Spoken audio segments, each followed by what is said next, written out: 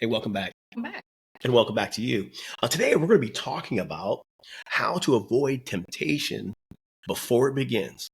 We're going to be in Matthew chapter 7, verses 24 through 27. But while you're getting there, I want to make a statement or just throw this out there to think on before we jump into today's teachings on Jesus' warnings we can't ignore. Let me just preface this whole talk today about how no one plans to crash their life. Right. Right. You see in the news, maybe in friends' lives, like marriages that wreck, families that get destroyed, people making decisions that just, you look at that and you go, this happened all of a sudden. Nothing happens all of a sudden. Yeah, this wasn't a pre-decision like we talked about last week, right? Right. I'd say this temptation doesn't start with the disaster. Right. Right. It starts with these small compromises that leads you, on social media. Right now, there's a couple that's all over social media. The CEO executive, the HR director. If you're watching this, you know exactly what I'm talking about. It's all over the world. Right. And unfortunately, because of, the social media, this couple's small decisions led to this massive disaster that now is played out because of social media all over the world. So I want you to avoid that. I want you to avoid that. I for sure want to avoid anything like that. Well, like you're talking about, it's the small decisions, the compromises that we make that we don't think are a big deal. And I think about, the snowball effect. Right. It starts with a small snowball. You don't think that it's going to, gain traction and gain momentum as well as, size. And then you think of like how an avalanche starts, right? It starts with something small, but all of a sudden by the time it gets to the end, it is this whole huge thing, and it just takes out and causes devastation. That's it is not knowing a lot about avalanches, but I know just a little bit that it happens because of that, and then because of the ground is unstable, right? Yes. So if our life is unstable because we have allowed little cracks and little foxes that spoil the vine, the Bible talks about, we all have to fight it. It's when you give up the fight. It's when you start giving in, and it's no longer a fight for you anymore. You could end up on a jumbotron around the world. And I'm not picking on that couple at all because it's terrible. We can learn from it though. And I think that's an important thing. We want to learn. So Jesus has warnings we can't ignore. Matthew chapter 7,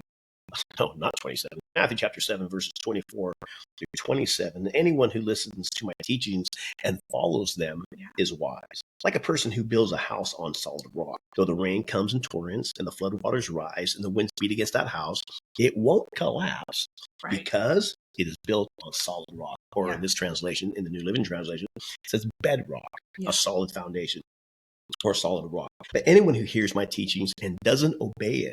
This is the warning. This is the warning, right? The warning you can't ignore. But anyone who hears my teachings and doesn't obey, it is foolish. Yeah. This is Jesus saying, it is foolish. Yeah. Like how I did that. It is foolish. I'm a nerd. Like a person who builds a house on sand. When the rains and floods come and the winds beat against that house, it will collapse with a mighty crash. Yes. Okay. We've been in pastoral ministry since 1997. Trust me, we have walked through a lot of lives. So we've had crashes in our own lives. We've had issues in our own lives that we've had to shore up. But we've also counseled many people who've had mighty crashes, and they become good examples to help us try not to do that. Right. So let me remind us, or say this: if the quality of your decisions determines the quality of your life, we talked about that last week. If the quality of your decisions determines the quality of your life, then learning how to overcome temptation is not optional. Right. It's essential. Yes. The question we could ask, though, is why? And I think that's so good. And going back to, it's not optional, it's essential. The problem is we think it's optional. But then we ask ourselves why our lives crash, or why there's cracks in our foundation, why all of those things. And I think because we take lightly the things that should be important, like we talked about last week, the 4 core values. It's like the riverbank that helps us stay and not overflow. It helps us not to make those decisions because we're pre-deciding what our values are. I think sometimes we don't pre-decide because we think that is not that's not what we're supposed to do, right? That we're supposed to be more feeling. We're supposed to be all of these things. And there's all of us as a person has to come into play. And you asked, but why? Why does the quality of our decisions determine the quality of our life? And why should that not be optional but essential? Right. I love what Matthew 26:41 says. Jesus was crystal clear to his followers. And I want to preface with that because I'm going to say this. Jesus saying, keep watch and pray. Keep watch and pray so that you will not give in to temptation. Right. He's telling us to be cognizant, be aware of what's going on, so that you will not give into temptation, because it's the temptation, it's the little things. It's never the big things, because we're like, oh, yeah, you see some of these videos, I'll never do that. Right. Nobody ever starts in. That's the point. That's the point. You know, you can see, using that as an example, I hate it. It's just right in the forefront of what's going on right now. Mind, right? Yeah. You know, I would never end up on that Jumbotron. And you know what? I guarantee it, they never, their reaction, they never thought they'd be up on that Jumbotron. Right? But it's the little small things. Well, and honestly, enough of not picking on them, but using that as you got the Kiss Cam, right, in sporting events. I have never seen a camera that is like that in a concert now, but now it's everywhere. And I'm like, there's nowhere to hide. Who are you just talking to? Talking to someone the other day about just with social media, like just doing things out in public just doesn't make a whole lot of sense to me. It's just, there's so many cameras nowadays. It's like, you're not safe anywhere. No, you're not in your own home. And even then, all our houses, we have Ring cameras all in them. So. Right. And, and it's like, and maybe it's just because, we just don't think that way. We're from a different generation. I don't know. I just always feel like, when I do something, it's going to come out eventually. Right. And so going back to Matthew 26:41, and why is it important? The quality of our decisions that determines the quality of our life. We want quality of life. We want peace. We want, rest. We want all of these things. Well, we have to set ourselves up for success. So keep watch and pray. And Matthew 26:41 says, so that you will not give into temptation, for the spirit is willing, but the body is weak. Why is that important? To understand our weaknesses is super important, because it helps us make decisions, it helps us pre-decide, it helps us have values, so we don't have the avalanche and the shipwreck of life. If you don't know what you're tempted by, right? I mean, if you really don't know, then your head is in the sand. Yeah, don't be the ostrich, right? Don't bury your head in the sand. You better know what you're tempted by, because that's the only way you can watch. Exactly. And pray. Don't just be aware of what's going on around you. Be self-aware as well. Jesus understood something we often forget. It's one thing about God. He's all-knowing, right? Yeah. We are not. And our memories are fleeting. Yes. Temptation isn't just about the moment. Yeah. It actually rarely is about the moment. Right. How many things have we done? And I'm just, thinking back on my own life, that in the moment it was great. All of a sudden, outside of the moment, you're going, what are these things? This is interesting. We could talk about a lot of things. It's like we went the other day and had food, and it was fantastic. And then for 2 days, I suffered. Oh, man, which was strange. Right. But it's and we think about the big things, the Jumbotron moments, right? But it's really like the small things. Temptation is about the moment. It's what comes after. It isn't about the kind of person. It's about the kind of person that you're becoming. Right. Not the person that you are now, but the person that you're becoming. All of those things are going to affect that. That's why our personal values matter so much. Right. They serve as guardrails or riverbanks, like we talked about last week, to keep us from drifting into decisions that compromise who we are called to be, who we have pre-decided to be. All of those things, if you look back, when you were young, what are those dreams and those goals that you had, and we were uninhibited, by money and resources at that time. We can be those people, and we can be those dreamers, and we can pre-decide those moments. But what we do in the now is going to affect if or how we even get there. When your values are clear, your decisions become easier. Here's a tough truth. If you really want to boil it down, and looking just really at the Christian church world, right? In our attempt to make Christianity feel more relevant, we sometimes stop talking about our real spiritual enemy, which is so good. And I would absolutely 100% agree with this. I think we just think, it's willpower. Everybody's got to exercise more willpower. Everything's come from the inside of you. Things come from the inside of you. Absolutely. But it's also there's outside influence sources from a real enemy Absolutely. named Satan. And I think because of this massive overcorrection, because we're trying to make everything so relevant, we don't realize that we've overcorrected to a point where people really don't understand how temptation works, what's going on, what the enemy's trying to do. He's not trying to steal your salvation. He's trying to steal your joy and your peace and these things in your life. He's not trying to steal you away from heaven. That's not going to happen. He knows you're already there. Right. He knows you're already in the eternal life. He knows you're already, if you're born again, Jesus says, I will never leave you nor forsake you. I'll hold you in the palm of my hand. All that, those great scriptures. And I know the big theological debate between Arminianism and Calvinism and all that back and forth. We got it. The fact is, that's not what the enemy's after. The enemy's after your peace. He's after your peace. He's after your soul, your soul, your mind, your will, your emotions. Absolutely. So let's understand that. That's so this overcorrection has robbed that from many in the church world. And so let's set the record straight. 1 Peter 5:8 tells us to stay alert. Yes. Watch. Be aware. Watch out for your great enemy, the devil. So identify is right here. Yeah. We have a spiritual enemy, right? He prowls around like a roaring lion looking for someone to devour. Who does the enemy devour? The one that's not watching. Yeah. The one who doesn't know that what they're tempted by. The one who does it, who just thinks, okay, sera, whatever it may be, and hey, you might get to heaven, but you may live on hell on earth, and you don't really have to. No, you don't. You don't have to. So I guess, hey, at least I'm going to heaven. Yeah, but your life's a wreck. So why would you want to live in hell? Right. To get to heaven. Yeah, that doesn't make sense to me. Right? So here are just two things to remember. Yeah. Okay, number one, the devil is coming for you. Yes. I'm not even going to preface it with anything else. Gird your. I think I watched Never Was Prada. And that's a little too much. Like I said here, he may not be able to take your salvation, but he'll do everything he can to steal your joy, your peace, your relationships, your very life on earth. Yeah, absolutely. Right? Number two, you're not as strong as you think. I want that to set in. Even though those who have tremendous willpower, my wife has tremendous willpower. You put a bowl of sour jelly bellies in front of her, 3 or 4. You put a bowl of sour jelly bellies in front of me.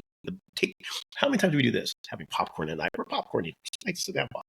I literally take the bowl and give it to her. And it happened just the other night. Just the other night, yeah. And I said, just take that. She goes, well, just don't take any. I'm like, no, it's not going to happen. Right. So take the bowl on the other side.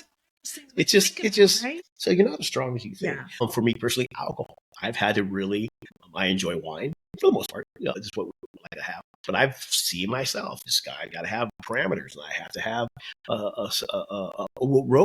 riverbanks around it, guardrails. One of the big things, pre-decide. We do that a lot. We do that a lot now. At first, it was very weird. And my wife is like, well, I mean, you always pre-decide what you're going to eat. So I'm very tailored in my eating program. And it's like, you should pre-decide on how much and when you're going to have alcohol. And so it's like, that sounds kind of strange to me. Why? You pre-decide if you're going to have ice cream or not. So anyway, you're not as strong as you think. Well, and I think that's really good because, a lot of times we think that making decisions is a form of weakness, but it's actually strength. And if we want to get stronger, right? Mm-hmm. If we want to, I think about if we're lifting weights and I want to actually build muscle. Well, I have to decide how I'm going to do that. It affects all of my life, like what I eat, sleeping, especially as you get older, is going to help the recovery, the types of food that we eat, and then how often that we work out. Well, those are all pre-decisions and things that's going to help me become stronger. If I don't do any of those things and I'm just like all of a sudden, and I know people that, they go from 0 to 60, they haven't done a workout in 3 years. All of a sudden they go out and they're trying to lift what they lifted back in high school and run what they did back in, and that just hurts you. Yeah. And so because we think that that's called strength, that's not strength. Strength is realizing where you're at, understanding your situation, you as a person, your weaknesses and your strengths, and making decisions that is going to affect you for the good versus allowing yourself to be, on a whitewater raft going down the river with no banks, and you got no guide. Yep, that's called a flood. And you're in there with no oar either. Yeah. And you're just like, I made a decision and I jumped in. Well, dude, you're probably not going to get out. Yeah, I mean, let's just be honest. This is going to be devastating. Yeah. In 1 Corinthians chapter 10 tells us, if you think you're standing strong, be careful not to. Yeah, so right? good. So I think it's very important to realize that. How about another one? Let me say this. We overestimate our ability to resist temptation. Yeah. Many of us flirt with danger. I mean, and I would say, being someone that is very strong in willpower, I don't think about, some things. I'm like, oh, it's not going to affect me. But I have become more aware and make sure that even before I go into any situations, that I'm aware of my surroundings and which you've helped me with. Many of us flirt with danger, living too close to the edge of compromise. Yeah. And that's how regret sneaks in. So now we've got, this regret things coming in. These little foxes, the Bible talks on them. Spoils the vine. Spoils the vine. These little things that erode at our foundation. It erodes at our foundation, and that's not good. Right. Hey, that's not good. I would say no. Powerful statement right there. Again, when our values are clear, your decisions become easier. Yeah, and I love that. It's so good. It's like when you understand who you are, the values, that sets the pace, and it's easier to make those decisions that's going to affect your life. Today we've scratched the surface. It really has. Just really barely scratched the surface on overcoming temptation.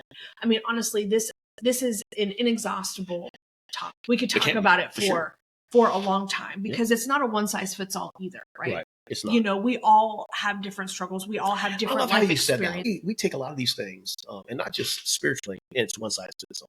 Yeah. It's like, if you do 1, 2, 3, and right. It's like dieting. Right. It's like that kind of heavy. It's like working on your macros. And every person, if you just do this, it's 10,000 steps a day. And if you do this, and it's like, it's just not true. It's good. It's a good baseline. But maybe you need 8,000 steps only. Maybe you need 12,000 steps. Maybe you need. So I think it's a good example. So every individual is different. It's not the exact word I'm looking for, but which I think is good. This is not. I like that. It's not a one size fits all. And all of the conversations we have, whether we're talking about temptation or we're talking about decisions, we're talking about whatever it is it's not a one size fits all. There is a foundation, which is the Bible. Mm-hmm. Then there is, good opinions and good pathways that people that have gone before us have helped with, setting those standards. But you have to take that and you have to say, okay, this is what I need. Maybe you can relate to, more of what you how your life is, and the stories that you tell, the struggles that you had. People can learn from that.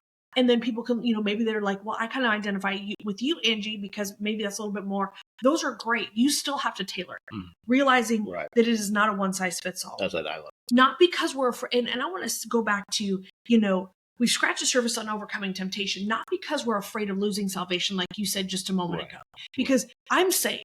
I have no concern about me going to heaven if I die. My struggle, and I think where 99.9% of us struggle in, is our day-to-day life. What does that look like? So I'm going to take salvation and me losing it off the table, because we want to avoid shipwrecking our lives and living in hell on earth. Can I tell you, as the older that I get, I want peace. I want joy. I want to relax. I want to, I want to just love life, and I want to love people, and I don't want the chaos and the stress. I mean, you can't help what happens on the outside, but I just want the goodness of God, coming out of my life. I want to enjoy that. But next we're going to talk about the battle plan. How do we overcome temptation? We move the line. Yep. We magnify the cost, and we plan our escape. We're going to give you a spiritual strategy. Remember, not a one size fits all, but a strategy that you can use in your everyday life. Yeah. As we wrap up today's message, I do want to make a comment about the salvation piece. Yes. It's helping, because in the church world, this overcorrection that we've had, we use the fear of losing salvation. Right. The turn and burn kind of. Well, exactly. It's that, we lose the fear of losing salvation as the stick. Right. Nothing else is working. Hey man, you can lose your salvation. Yeah. Okay. That's an overcorrection. That's an overcorrection. I think you need to magnify the cost. Yeah.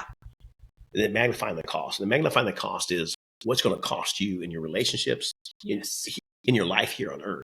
If you magnify that, okay, it's going to get people's attention way more than magnifying this sweet by and by place that, I mean, in the end, we really hope is real. I mean, we believe it is. We have faith it is.